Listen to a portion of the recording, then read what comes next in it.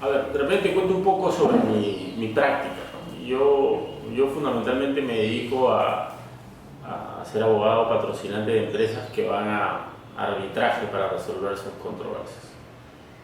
Lo que yo veo mucho en mi práctica es que es fundamental para presentar un buen caso eh, valerse de los hechos, de presentar claramente los hechos y presentarlos como una historia, como lo que son, porque suelen ser eso los hechos.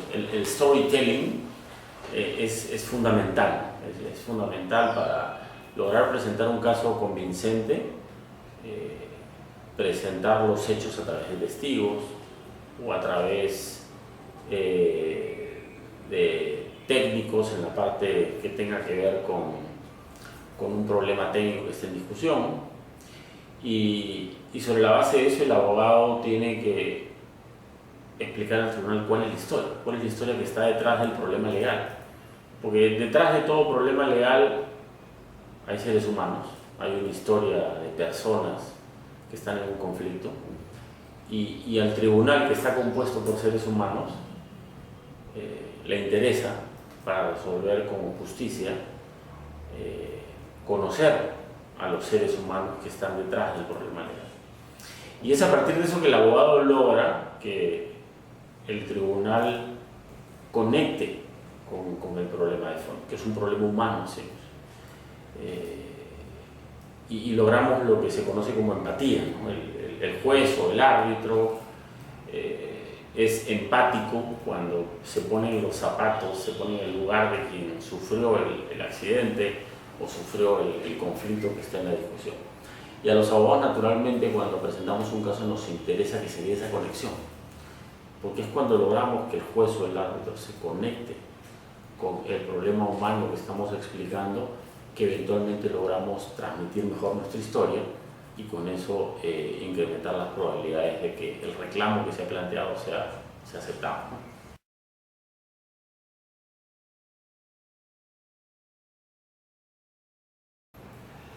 Herramientas psicológicas. A ver, yo creo que es muy importante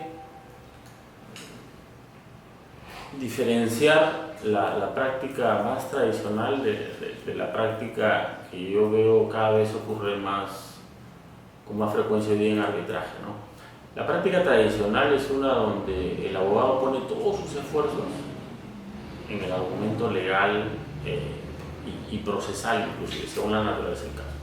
Y eso uno lo ve en los escritos, donde el escrito en su 100% o 90% está dedicado a la ley, al contrato, a la doctrina, y lo ve también en los informes orales, donde es ahí donde está concentrada la discusión. Yo creo que cuando uno, sin embargo, ve lo que está pasando en arbitraje hoy día en el Perú en particular, arbitraje comercial o arbitraje internacional, lo que está viéndose es una práctica más parecida a la práctica del common law. Y esto quizá porque muchos árbitros internacionales comienzan a venir a nuestro país a formar tribunales porque la ley peruana lo permite. ¿Y qué está pasando? Y aquí entro al punto de las herramientas psicológicas. Lo que está pasando es que los abogados más conscientes de que la psicología es relevante para presentar mejor el caso, y conscientes de que los árbitros, en tanto seres humanos, son seres humanos que tienen emociones y tenemos que lograr conectar con esas emociones, tenemos que aprovechar su empatía y su posibilidad de ponerse en los zapatos de los protagonistas del caso. Los abogados conscientes de eso, lo que empezamos a hacer es, por ejemplo, darle mayor preeminencia a los hechos. Los hechos son tan importantes como el derecho. Y eso se refleja en que la prueba de testigo es un elemento fundamental en todo arbitraje. Y es a partir de esa prueba del testigo de hechos que le damos al tribunal la posibilidad de conectarse con el caso. Y es ahí donde entra la psicología. Uno está buscando tocar las fibras más sensibles de ese tribunal. Y ojo, esto no significa que el tribunal no va a decidir en derecho, que el tribunal no va a decidir aplicando las reglas del contrato, las reglas de la ley y considerando la doctrina. lo que significa más bien es que además de eso, para que el tribunal se convenza de esa decisión en derecho, al tribunal le interesa conocer los hechos y conocer a los protagonistas de los hechos.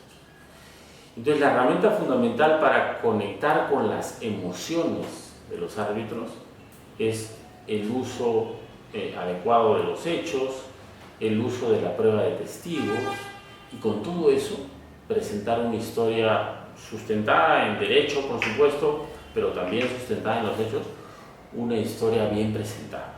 Y hacemos mucho uso en arbitraje del storytelling. Y el storytelling es fundamental para justamente tocar esas fibras emocionales que nos permitirán quizás que el tribunal conecte con nuestro caso.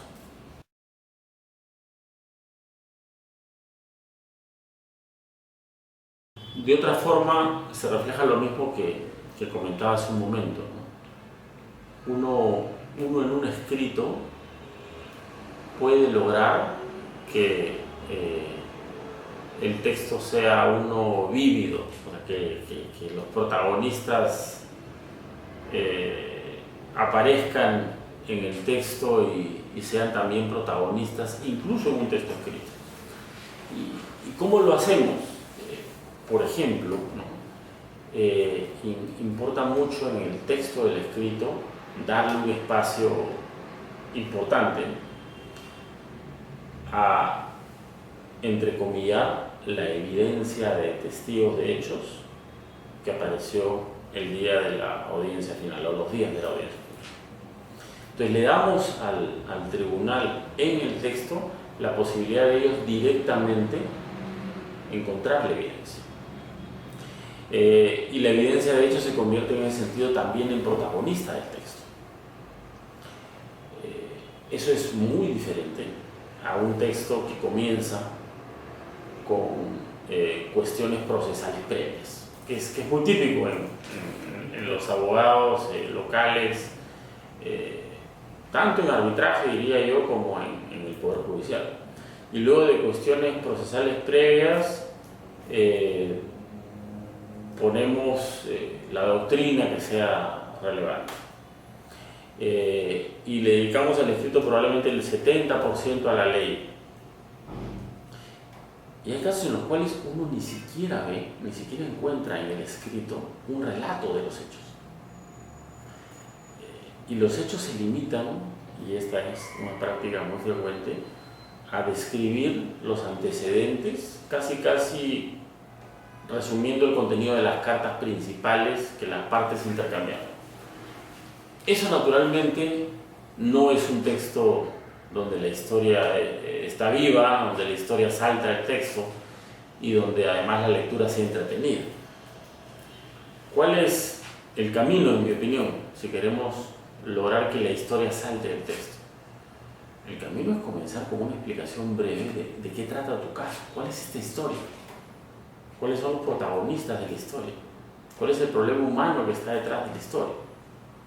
Y lograr de esa forma, en un capítulo inicial, un resumen ejecutivo del escrito que ya no se llamará cuestiones procesales previas, sino que se llamará ¿de qué trata este caso? ¿Cuál es la historia que está detrás de este problema de ejecución contractual o detrás de este problema de accidente, responsabilidad civil? El escrito luego empieza a explicar los hechos. Y al explicar los hechos, haremos referencia al testimonio del señor Roy, que en la audiencia dijo, y lo resaltaremos entre comillas, el testimonio del señor Escurra, que en la audiencia dijo, y lo resaltaremos entre comillas. El escrito podrá venir también complementado con fotografías que reflejan los daños causados por un incendio, las quemaduras de tercer grado de las víctimas del incendio,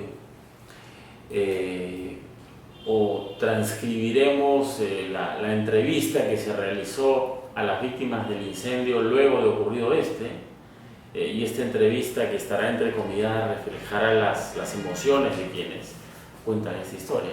Y todo esto, por supuesto, tendrá que ser presentado de una forma escrita ordenada, con un buen esquema. Y en ese escrito, la historia, nuevamente el storytelling, se convierte en el centro del caso. Luego vendrán los fundamentos de derecho, eso está descontado, tenemos que ser rigurosos con la aplicación del derecho, rigurosos con las referencias a la mejor doctrina, a la jurisprudencia más pertinente, pero le damos a ambos, a los hechos y al derecho, igual importancia, ¿no? Ese es un escrito que logra conectar con ese lado emocional del juez o el árbitro para asegurar que la decisión que se tome sea una decisión fundada en derecho y más justa, porque el tribunal o el árbitro realmente entendió cuál era el problema de las personas que estaban detrás de esta controversia contractual o del tipo que fuera, ¿no?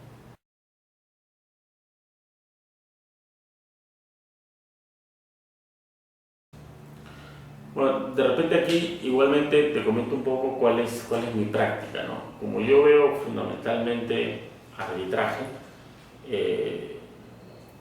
el proceso es uno donde las partes tienen la posibilidad de elegir a sus árbitros. Una parte designa un árbitro usualmente, la otra al otro, y entre ambos árbitros designan al presidente del tribunal. Entonces, en este proceso donde las partes libremente escogen a las personas en quienes confían por sus cualidades personales y técnicas, la decisión del caso, uno, cuando ejerce el rol de abogado, recomienda a su cliente elegir a aquella persona más idónea por su experiencia, por su honestidad, por su capacidad de trabajo y por su conocimiento técnico de lo que se va a discutir. Entonces, naturalmente, cuando yo tengo que evaluar con mi cliente a quién proponemos como árbitro, lo que hago es buscar dentro de las personas que se dedican a esta actividad como árbitros, buscar aquellas que cumplan con estos requisitos. Y eso significa que estudiamos el perfil. Estudiar el perfil significa confirmar que en efecto van a ser personas con experiencia, personas de una imparcialidad indiscutible, con capacidad técnica y con capacidad de trabajo. Entonces, se produce una circunstancia, una situación en la cual uno estudia el perfil del árbitro para confirmar que para la discusión que vamos a tener es la persona adecuada. Se elige a esa persona y luego, naturalmente, como ya se trata de una persona o de un grupo de personas, porque cuando es tribunal tenemos a 3 árbitros y son ellas las que van a decidir al momento de presentar el caso, uno presenta el caso sabiendo que tengo esa audiencia que tiene esas características y por lo tanto uno busca presentar las cosas más claras para la audiencia a la que le toca dirigirse. Entonces, si me ha tocado un tribunal, porque así fue elegido, que resulta que tiene una preferencia por pegarse a la letra del contrato, ¿no? Donde la interpretación literal es a lo que le dan mayor preeminencia, pues mi presentación del caso y los sustentos que se ofrecen estarán centrados en enfocarnos, en destacar que la literalidad del contrato es una que favorece la posición de nuestro cliente. Hay otros casos donde, además de la literalidad, resulta que es sumamente relevante la funcionalidad. Hay que explicar cuál fue la razón de ser del contrato, cuál es la finalidad económica del contrato. Y ahí suele ser que uno conforma un tribunal donde hay árbitros que tienen esa preferencia, etapa 1. Y etapa 2, cuando ya presentas el caso, tu historia, tanto en los hechos como en el derecho, es una donde la funcionalidad es parte importante del argumento. O sea, buscas presentar el caso nuevamente para que este sea uno claro para la audiencia a la que le toca dirigirte. Esa es la forma en que uno entonces se dirige a su audiencia de modo más efectivo, ¿no? Esa es la forma en que uno presenta la historia para sus, entre comillas, comensales.